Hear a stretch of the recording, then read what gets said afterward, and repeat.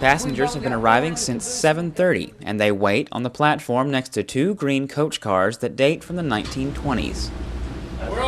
We are your passenger conductors today. We're going to be taking care of you on our way down. Once informed of safety regulations, people of all ages climb aboard.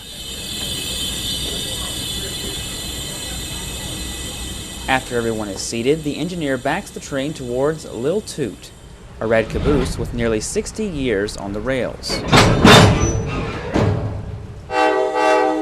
With the sound of the horn, the Arkansas and Missouri excursion train departs Springdale, headed south through the Boston Mountains towards Van Buren, Arkansas. Nicole Beckett and her grandmother Betty arrived at the station just before departure.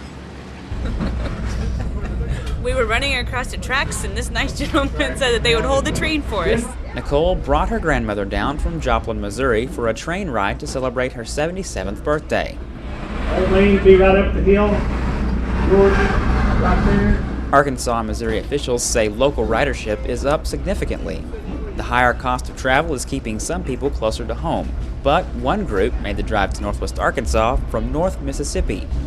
The area near passenger Donna Box's home is a little different than what's passing just outside the train car. It's beautiful scenery. The trees are beautiful, the mountains, and then the valleys and the dry creeks and things like that. It's just beautiful. The leaves are starting to change. The smoke or the mist, coming off the mountain. It's really beautiful. Box made the trip with her husband Dwayne and brother-in-law Dave Box. Dave and his wife, also named Donna, were enjoying their first ride on the rails. This is the first time we've ever ridden a train, and hopefully it won't be the last, because Mr. Dale is a very nice guy to get along with. I like his singing. This Mr. Dale Dave is talking about is Dale Bush, a show conductor on the excursion train. Bush is by trade an independent computer mechanic and has been riding the train for nearly a year. He brings a bit more to the rails than just a good view.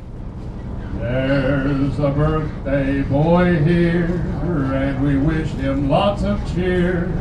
Bush sings to passengers celebrating a birthday or anniversary and has only been doing so for the past 6 months. When I was new, I was a rookie, didn't really know.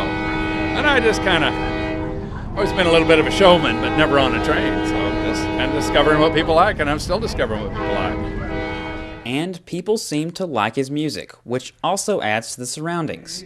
Here, he sings a song that Irish railroad workers, known then as terriers, sang as they blasted through Mountain Rock. The foreman's name was Tim McCann. My God, he was a vicious man. One day, a premature blast went off, and a mile in the air went Big Jim Goff, and drill ye terriers drill. Drill ye terriers drill, for you work all day for the sugar in your tay, down behind the railway, and drill ye terriers drill, and blast and fire. When next week's payday came around, Jim Goff $1 short was found. When he asked what fur, came this reply: you're docked for the time you were up in the sky, and drill ye terriers drill. The workers sang the day away while they built the Winslow Tunnel. Here we go.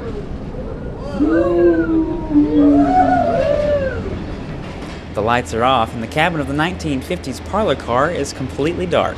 The Winslow Tunnel was completed in 1882 and is well over 1/4 mile long. For one passenger, this is a familiar sight. Bill Hauser is a retired freight engineer. He used to work this particular stretch of railroad before it was operated by the Arkansas and Missouri Company.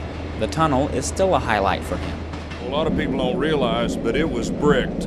It was all bricked, arch-bricked tunnel, and it was beautiful on the inside. The craftsmanship and the design of the tunnel was absolutely magnificent. After the tunnel, travelers are treated to the first of 3 trestles. You look out, this is the best view you get of the Boston Mountains here.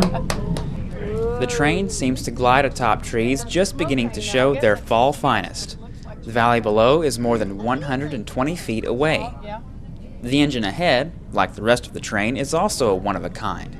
A&M Railroad operates some of the only remaining types of Alco-built locomotives, manufactured in the early 60s. Former engineer Hauser says the area near the tunnel and trestles present the toughest challenge to freight train operators.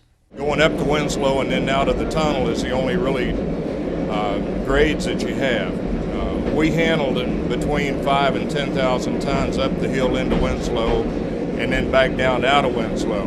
Hauser says a shorter, lighter passenger train is much easier to handle, but it can still be a challenge. You have passengers on the train that you need to give consideration to that, not jerk them around. And so the train winds its way south at a leisurely pace, passing towns like Chester and Rudy, all while still moving passengers past a showcase of both nature and historic man-made structures of the line. Passengers disembark at Van Buren, grab lunch, and shop. Then it's back on the rail to see timeless beauty while reliving the luxury of train travel. Reporting for Ozarks at Large, I'm Daniel Phillips.